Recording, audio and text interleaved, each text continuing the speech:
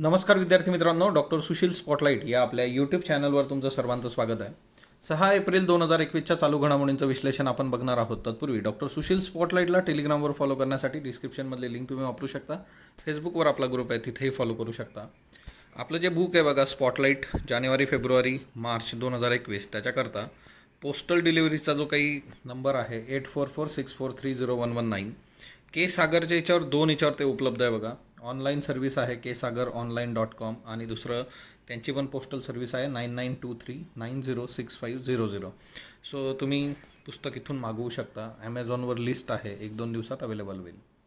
पहिली जी न्यूज आहे आपली ती राफेल विमानासंबंधीची आहे. आता राफेल विमानाचा जो व्यवहार झाला होता त्याच्यावरून बरंच रणकंदन माजलं होतं, थोडी शांतता झाली होती. आता परत मीडिया पार्ट म्हणून फ्रान्समधल्या एका मीडिया ग्रुपने याच्या संबंधीची न्यूज दिलेली आहे की एका भारतीय दलालाला याच्यामध्ये लाच देण्यात आलेली आहे. आता राफेलचा करार झाला होता 2016मध्ये. तिच्यामध्ये दसवा ही जी कंपनी होती बघा, या विमान निर्मिती कंपनीने डेप्सिस सोल्युशन्स या भारतीय मध्यस्थ कंपनीला जवळपास 11 लाख युरो म्हणजे साधारण 9.52 कोटी रुपये इतकी रक्कम दिली होती, 9.5 कोटी रुपयांची, असं फ्रान्सच्या लाचलुचपत प्रतिबंधक यंत्रणेने केलेल्या तपासात लक्षात आलेलं आहे आणि मीडिया पार्टनी मग ही न्यूज दिलेली आहे. आता दसा ही जी कंपनी होती त्याचे जे काही अध्यक्ष होते, मालक होते, त्यांची डेथ झालेली बघा, ती ही न्यूज आपण बघितली होती. आता हा जो व्यवहार आहे या व्यवहारामध्ये आक्षेपार्ह बाबी होत्या, तरी पण फ्रेंच लाचलुचपत प्रतिबंध यंत्रणेने ते तपास यंत्रणेकडे सोपवलेलं नव्हतं, असंही मीडिया पार्टने म्हटलेलं आहे. सो मीडिया पार्ट हे सगळं जे झालेलं आहे ते फ्रान्समध्ये झालेलं आहे. त्याचे पडसाद आता ऑब्वियसली आपल्याकडे उमटत आहेत.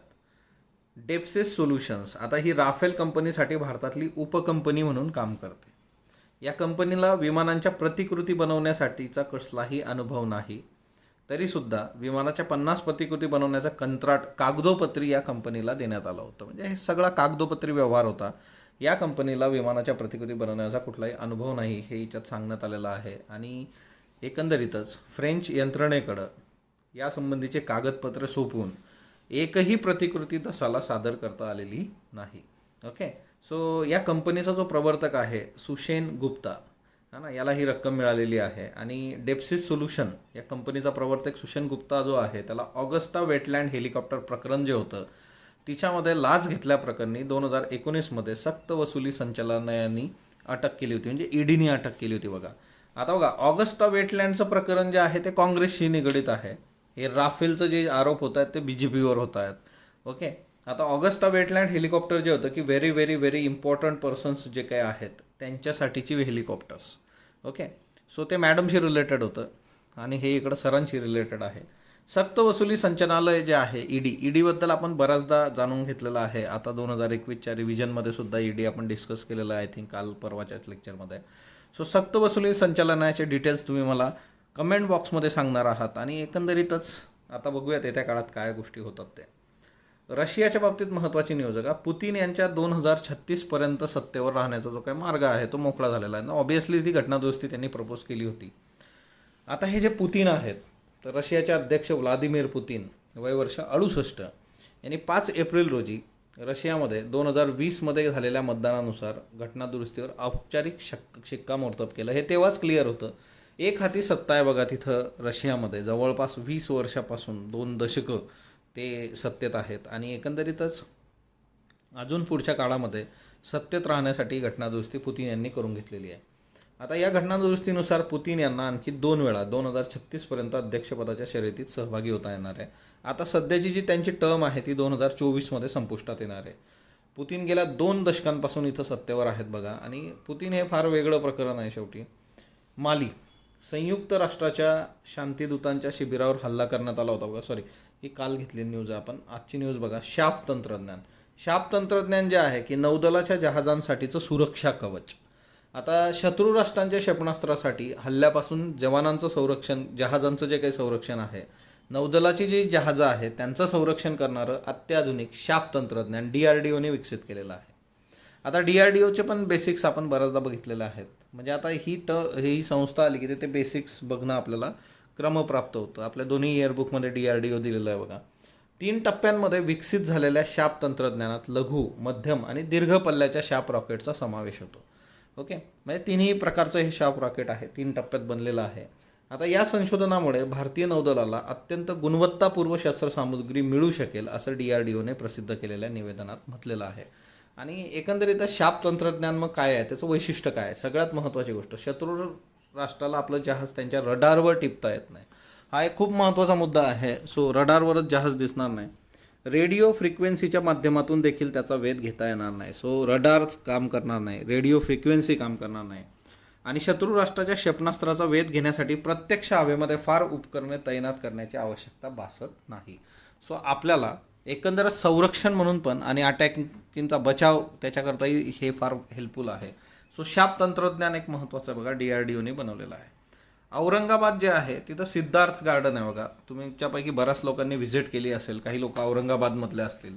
सो सिद्धार्थ प्राणी संग्रहालय जे आहे तिथं महाराष्ट्रातील सर्वाधिक पांढरे वाघ आहेत बघा. मी जेव्हा 5वीत होतो तेव्हा मी सिद्धार्थ प्राणी संग्रहालयाला भेट दिली होती. आता औरंगाबाद महापालिकेचं हे सिद्धार्थ गार्डन प्राणी संग्रहालय आहे. इथं पिवळ्या रंगाच्या भक्ती वाघिणीने 3 एप्रिल 2021 रोजी 2 पांढऱ्या रंगांच्या बछड्यांना जन्म दिला. आणि या 2 बछड्यांमुळे सिद्धार्थमधील पांढऱ्या वाघांची संख्या जी झालेली आहे ती टोटल 5 झालेली आहे. आणि 5 पांढरे वाघ, इतके पांढरे वाघ म्हणजे 5 पांढरे वाघ असणारं सिद्धार्थ प्राणी संग्रहालय हे महाराष्ट्रातील एकमेव प्राणी संग्रहालय मानलं जात आहे. आतापर्यंत 42 वाघांचा जन्म सिद्धार्थ प्राणी संग्रहालयामध्ये झालेला आहे. आणि सिद्धार्थ प्राणी संग्रहालयामध्ये आत्ता 16 वाघ आहेत. या सर्वांचं पालकत्व SBI बँकेने घेतलेलं आहे, है ना. म्हणजे तुम्ही जर पुण्यामध्ये कात्रजला जरी गेलात तर तिथं असतं बघा की प्राणी दत्तक घेण्याची योजना, म्हणजे त्या पाण्याचा जो खर्च आहे, घरी घेऊन नाही जायचं, त्याचा जो काही खर्च आहे तो खर्च तुम्ही तिथं देता आणि तुमच्या नावाची पाटी तिथं लागते आणि मग तो खर्च जो आहे तो दिल्यानंतर मग त्या प्राण्यांसाठी ते सोयीचं होतं वगैरे वगैरे. पण आता बघा की सिद्धार्थ प्राणी संग्रहालयातून बऱ्याचशा बाकीच्या इंदोर वगैरे अशा वेगवेगळ्या प्राणी संग्रहालयांमध्ये वाघ पाठवले गेलेले आहेत. आणि सिद्धार्थ प्राणी संग्रहालय त्या बाबतीमध्ये खूप चांगल्या पद्धतीने काम करत आहे. कोकण रेल्वे मार्ग जे आहे की विजेवर पहिली मालगाडी जी काही धावलेली आहे तर कोकणाच्या रेल्वे मार्गावर आता कोकण लोहमार्ग रोहा ते Ratnagiri CRS commissioner of railway safety ही तपासणी यशस्वी झाल्यावर पहिली मालगाडी विजेवर धावलेली आहे. आता खरं तर कोकण रेल्वे मार्गावर विद्युतीकरण केलं जाणार आहे. हा एक कोकण रेल्वे मार्गाच्या विद्युतीकरणाचा प्रकल्प आहे बघा. याच्यामध्ये 1100 कोटींची तरतूद करण्यात आलेली आहे ह्या प्रोजेक्टसाठी. 741 किलोमीटर संपूर्ण मार्गावर विद्युतीकरण प्रकल्प इथं उभारला जाणार आहे. मार्ग विजेवर आता गाड्या चालवण्यासाठी योग्य असल्याचं प्रमाणपत्र सुद्धा इथं दिलं जाईल या प्रोजेक्टच्या अंतर्गत. आणि वर्षाकाठी डिझेलवर जे 100 कोटी खर्च होतात ते वाचवण्याचा पण प्रयत्न असणार आहे आणि यातून प्रदूषण पण कमी होईल. साधी गोष्ट आहे की इलेक्ट्रिसिटीवर जर गोष्टी व्हायला लागल्या आणि विशेषतः कोकण रेल्वे मार्गावर, तर तिच्यामधून जे आहे की प्रदूषण कमी होईल, वर्षाकाठी जे 100 कोटीचं डिझेल तिथं लागतं आहे ते कमी होईल, है ना. सो ह्या सगळ्या गोष्टी आहेत. 741 किमी संपूर्ण मार्ग जो आहे. आता सगळ्यात बेसिक येतं की कोकण रेल्वेवर आयोगाने प्रश्न विचारलेले आहेत. आणि कोकण रेल्वे मग आता श्रीधरन आहे ना, ते पण त्याच्याशी कुठंतरी संबंधित आहे. श्रीधरन आता केरळमधले BJPचे मुख्यमंत्रीपदाचे उमेदवार आहेत बघा, मेट्रो मॅन ऑफ इंडिया आणि ते सगळ्या गोष्टी. सो कोकण रेल्वे मार्ग जो आहे तर तिच्यात कुठली राज्य येतात, कुठल्या याच्यातून ते जातात ते तुम्ही मला कमेंट बॉक्समध्ये सांगाल. 2020ची PDF तुम्हाला दिलेली आहे. तिच्यात कोकण रेल्वेचा जो काही आहे एक बॉक्स आहे तो तुम्ही वाचू शकता. सो तो 2020ची जी PDF आहे, वाटलं तर मी परत एकदा शेअर करतो, त्याच्यातून तुम्ही बघू शकता. दिलीप वळसे पाटील हे महाराष्ट्राचे नवे गृहमंत्री ठरलेले आहेत बघा. आणि एकंदरीतच कालच त्यांचं नाव समोर आलेलं आहे.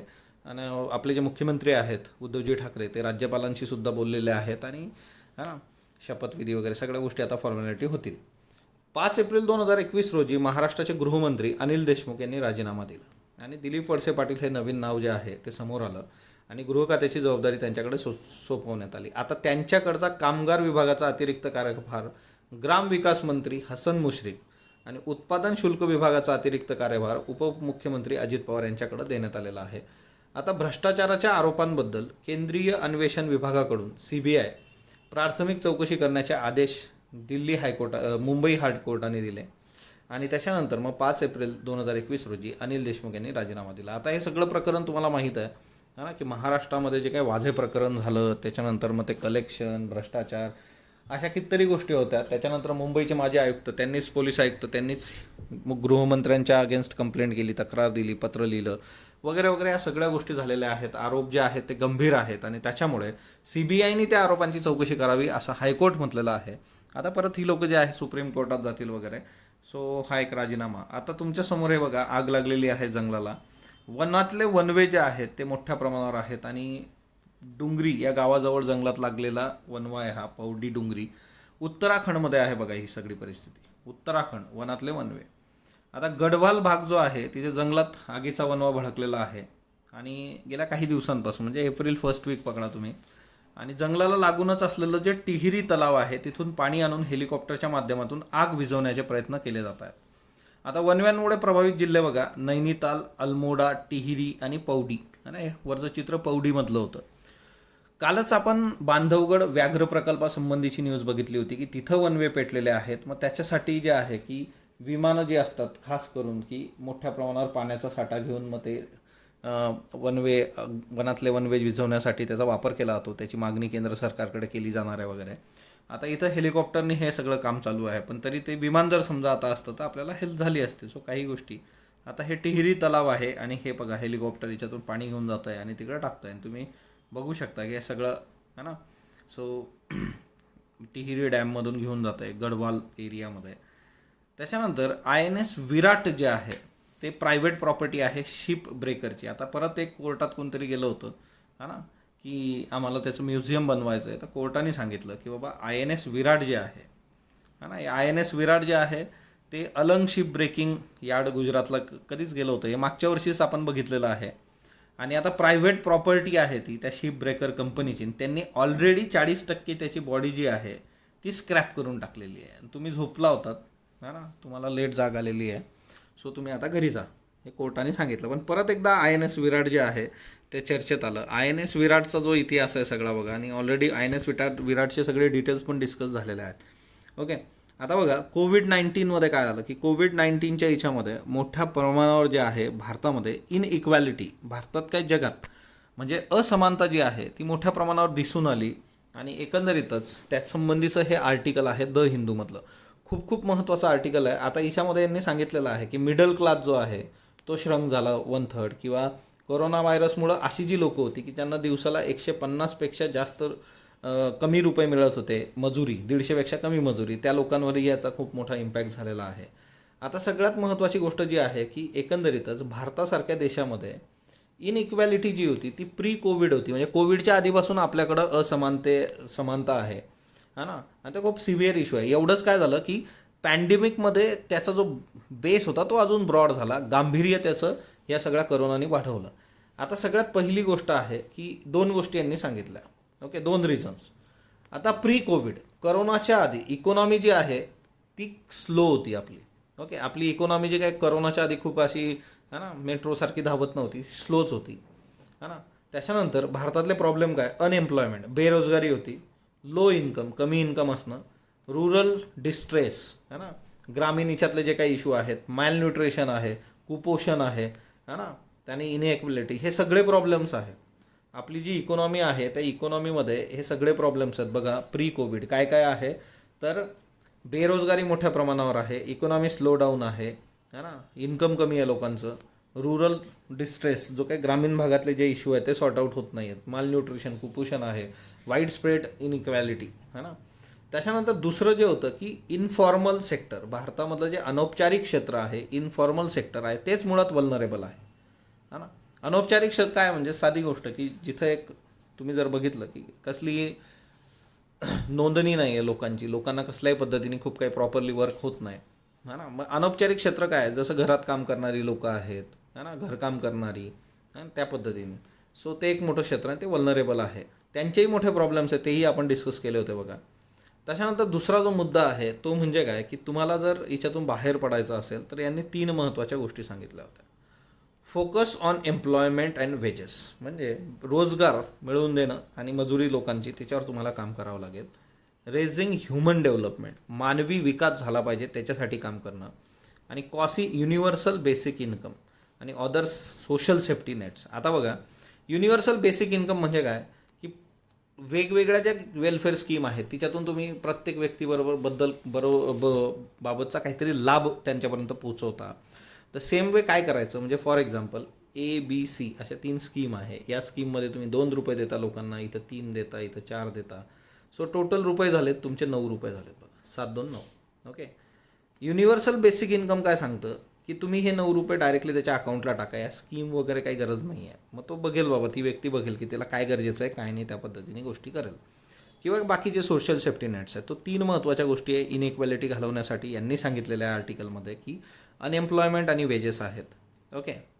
त्याच्यानंतर रेझिंग ह्युमन डेव्हलपमेंट आहे. आता ह्युमन डेव्हलपमेंटच्या बाबतीतही तुम्ही काही गोष्टी बघू शकता, जसं स्किल्ड लोक जी आहेत त्या स्किल्डमध्ये बघा, ह्युमन डेव्हलपमेंटचा जर विचार केला तर भारतामधली वर्कफोर्स फक्त 2.3% स्किल्ड लोक आहेत भारतामध्ये. कुशल कामगार ज्याला म्हणतो ना आपण, कुशल स्किल्ड, हेच साऊथ कोरियामध्ये 96% आहेत, 80% जपानमध्ये आहे, 52% US आहेत. विचार करा आपण कुठं स्टँड होतो, आपण कुठं स्टँड होत नाही. ओके. हा एक मुद्दा आहे. त्याच्यानंतर नेक्स्ट वन जे आहे याच्यामध्ये की ते म्हणजे की ह्या सर्व याच्यामध्ये दुसरा जो मुद्दा येतो आपला की टॅक्स बेस आणि बजेट, याच्यावर पण आपण काम केलं पाहिजे जेणेकरून गोष्टी खूप चांगल्या पद्धतीने वर्क होऊ शकतात. ओके. आणि मग याच्यामध्ये जे आहे की ह्युमन डेव्हलपमेंट, मग त्याच्यामध्ये स्कूलिंग आहे, स्कूल आणि त्या सगळ्या गोष्टी पाहिजे, एज्युकेशन आहे ना, त्या गोष्टी आहेत. सो याचं बेसिक हे होतं. नक्षलवादी अटॅक जो काही झालेला आहे आणि त्याच्यात आपल्या सैनिकांना शहीद व्हावं लागलेलं आहे, जवळपास 22 जवान शहीद झालेले आहेत. मग आता हे छत्तीसगडमध्ये जो हल्ला झालेला आहे तिथला बस्तरमधलं विजापूर आणि सुकमा हे 2 जिल्हे आहेत, तिथं हे झालेलं आहे. मग आता सगळ्यात महत्त्वाची गोष्ट येते की या लढाईमध्ये तुम्ही जर बघितलं तर केंद्रीय व राज्य पोलीस दलाच्या जवानांची संख्या होती 2000 आणि नक्षलवादी होते फक्त 400. मग आता असं जर म्हटलं तर असं वाटतं की चला हे आपण जिंकलेलो आहोत युद्ध, पण तसं नाही आहे. याच्यामध्ये खूप चुकीच्या पद्धतीने गोष्टी वर्क झालेल्या आहेत आणि त्याचा उहापोह या आर्टिकलमध्ये आहे. एक तर सगळ्यात पहिली गोष्ट जी काय राजकीय इच्छाशक्ती असते की राजकीय नेते है ना, म्हणजे सगळ्यात महत्त्वाचं की याच्या आधी काँग्रेस असेल, आता BJP असेल, याच्यात दोघांची चिरफाड केलेली आहे की राजकीय नेते ही गोष्ट समजून घेत नाहीत की नक्षलवादी चळवळ जी आहे किंवा हे जे नक्षलाईट अटॅक्स होतात त्याला कशा पद्धतीने आपण सामोरं गेलं पाहिजे. सो राजकारणाच्या बाबतीमध्ये हा सगळ्यात महत्त्वाचा मुद्दा आहे. दुसरी महत्त्वाची गोष्ट, राज्य आणि केंद्र या दोन्हींची जबाबदारी आहे ही. तुम्ही असं म्हणत नाही की हे छत्तीसगडमध्ये सुरू आहे, छत्तीसगडचीच जबाबदारी, हे राज्य केंद्र परत तिथं फेडरल स्ट्रक्चर जे आहे ते समोर येतं. तो एक महत्त्वाचा मुद्दा आहे. आणि दुसरी महत्त्वाची गोष्ट याच्यामध्ये जी टीका टिप्पणी झालेली आहे ती सरकारी बाबू जे आहेत है ना, ब्युरोक्रॅट्स, तर त्या सरकारी बाबूंवर पण झालेली आहेत. कारण हे टिपिकल एकाच साच्यात विचार करतात. नक्षलवादी जे आहेत तर ते दरवेळेस वेगवेगळ्या शक्कल लढवतात. त्यांनी आता 20 सापळा तिथं तयार केला होता आणि या 20 सापळ्यामध्ये आपले सैनिक अडकले. सो बेसिकली ज्या काही गोष्टी आहेत, मग गोरिला वॉरफेअर जे आहे, आता हे सगळं जंगलामध्ये होतं. गोरिला वॉरफेअर, जंगल त्यांचं राज्य आहे आणि एकंदरीतच त्यांना तिच्यातले बारकावे माहीत असतात. ह्या सगळ्या गोष्टी आहेत. सो सरकारी बाबू त्यांची काम करण्याची पद्धत, हिच्यावर पण प्रश्नचिन्ह इथ्यात उभं केलेलं आहे. नक्सलाईट संबंधी PSI इंटरव्ह्यू करताचं एक छोटं लेक्चर आहे बघा की ज्यात नक्सल मुवमेंट किंवा एकंदरच नक्षलवाद काय असतो हे बेसिक्स मी समजून सांगितलेले आहेत है ना, ते मी वाटलं तुम्हाला शेअर करतो, त्याच्यातून तुम्ही बघू शकता.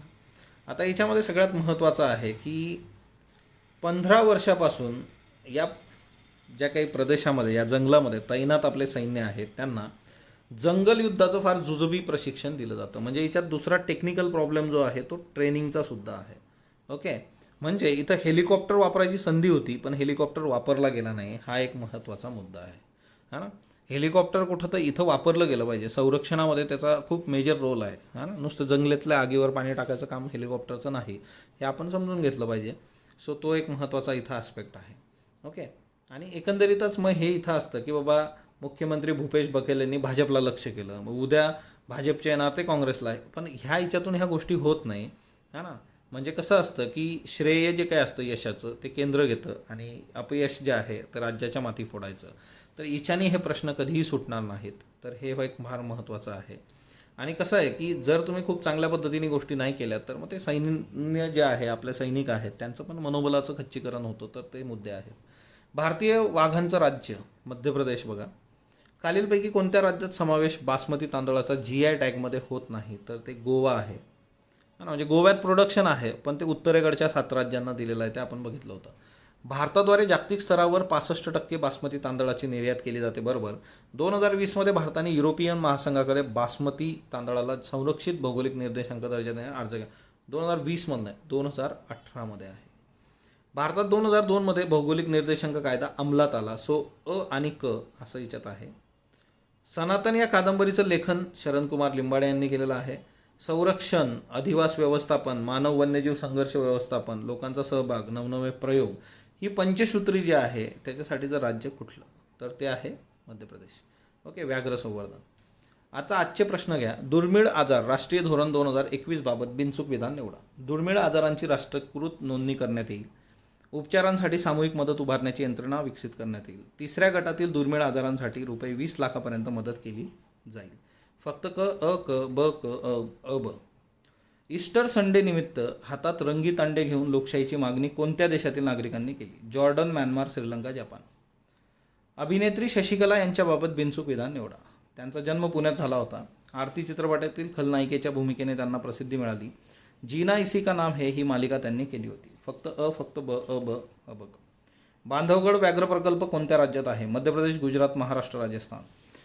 जगात दुर्मिळ आजाराचे रुग्ण जवळपास 300 मिलियन आहेत. भारतात दुर्मिळ आजाराचे रुग्ण जवळपास 70 मिलियन आहेत.